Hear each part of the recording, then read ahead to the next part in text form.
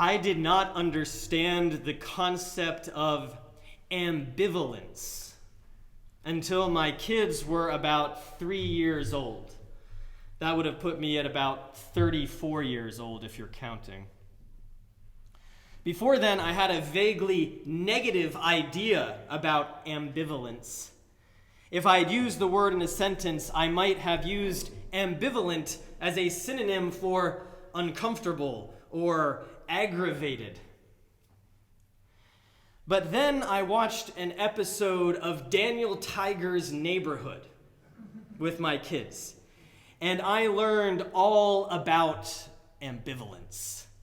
Daniel Tiger is the modern-day equivalent of Mr. Rogers' Neighborhood from when I was a child. Many of the animated characters are drawn directly from the old show, including this guy. Even though Mr. Rogers is not in it, the new show has the same tone and the same dedication to learning about feelings that the original show had. Each episode of Daniel Tiger includes a short, snappy song, like a jingle, that sums up the theme of the episode. And what I learned that day watching with my kids is that the concept of ambivalence is neither negative nor positive. And that's sort of the point. Ambivalence is feeling multiple emotions at the same time. As Daniel Tiger sings, sometimes you feel two feelings at the same time, and that's okay. Sometimes you feel two feelings at the same time, and that's okay. That's going to be in your head for the rest of the day. Learning this definition of ambivalence helped me so much because I realized that the negative connotation I gave to ambivalence had to do with the inherently uncomfortable feeling of holding conflicting emotions in our bodies at the same time. So let's talk about ambivalence this morning. As we slowly emerge from the pandemic, ambivalent feelings are coming to the forefront in so many of our lives. And while we may desire for one of the feelings to claim the spotlight, that's not how feelings work. We feel what we feel. And trying to turn off an emotion usually just leads us to add the emotion of frustration to the list. So instead of trying to curate our feelings into how we are supposed to feel, we can give ourselves permission to float in our ambivalence. And the good news is that the ocean in which we float is our God, who reveals God's nature as a Trinity of persons. And we'll get back to the Trinity in a minute. First, see if this is familiar. At the beginning of the pandemic, you felt a mix of fear, grief, and oddly, creativity as you learned to adapt to a strange new world.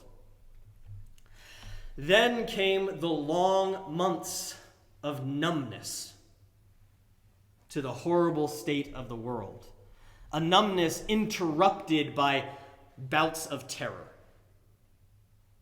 Is this sounding familiar to anybody? Then, as the vaccines began to proliferate, a new feeling of hope filtered in. And it nestled itself beside the low-level anxiety that had become your baseline. Then, in the last month, the COVID map here in Connecticut flipped from almost all red to almost all gray and yellow. It's astounding. Everyone 12 and up is eligible for the vaccine, and Connecticut is leading the country in vaccination rate. Schools are back to full in-person learning. Restaurants are opening. Church is opening. You can hug again. You can see the bottom halves of faces again. You should be feeling joyful, exuberant. And yet you're not. Or at least not just feeling joyful. Ambivalence emerges. The joy is there, having cracked open from the seed of hope and begun sending its shoots to the sun. Right next to the joy is the grief that appeared at the beginning of the pandemic, but which went into hibernation during the long months of numbness.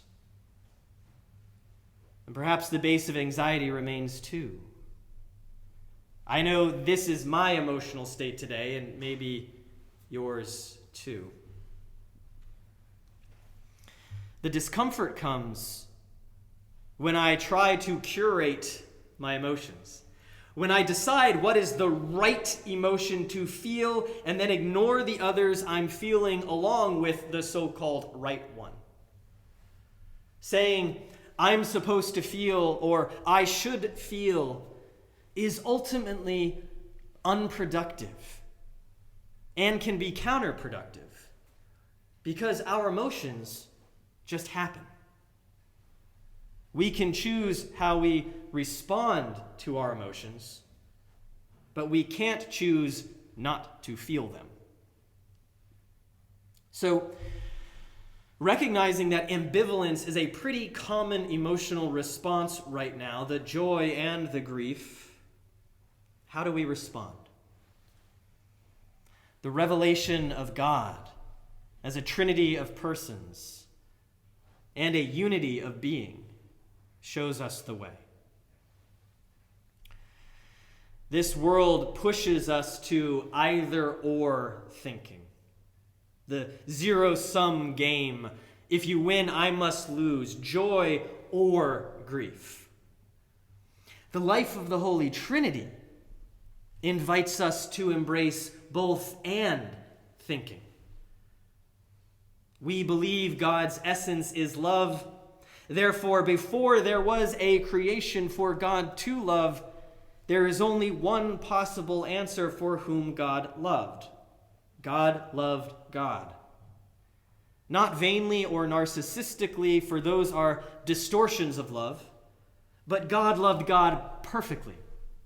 So perfectly that there was still only one God, and at the same time, God was revealed as a trinity of persons, the parent, the child, and the love flowing perfectly among them.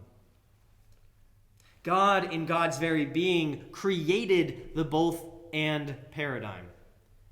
God is both one, and God is revealed in the perfect relationship of Father, Son, and Holy Spirit. When we embrace ambivalence, when we honestly assess that we are feeling two or more feelings at the same time, we are living in the light of the Holy Trinity. We exercise the same both and posture that existed within God before creation came to be. We resist the urge to choose and thus artificially order our emotions, trusting that God carved out enough emotional room within us for us to feel everything we need to feel at any given time. These are extraordinary times, so it makes sense that our emotions are all jumbled up right now. We might desire to curate our emotions simply so we can grasp onto some semblance of control. Unfortunately, such control is an illusion, because the emotions we are trying not to feel are still there, and they will come out sideways if we don't acknowledge them. Instead, I invite us all to embrace the life of the Holy Trinity. Embrace the both and nature of God.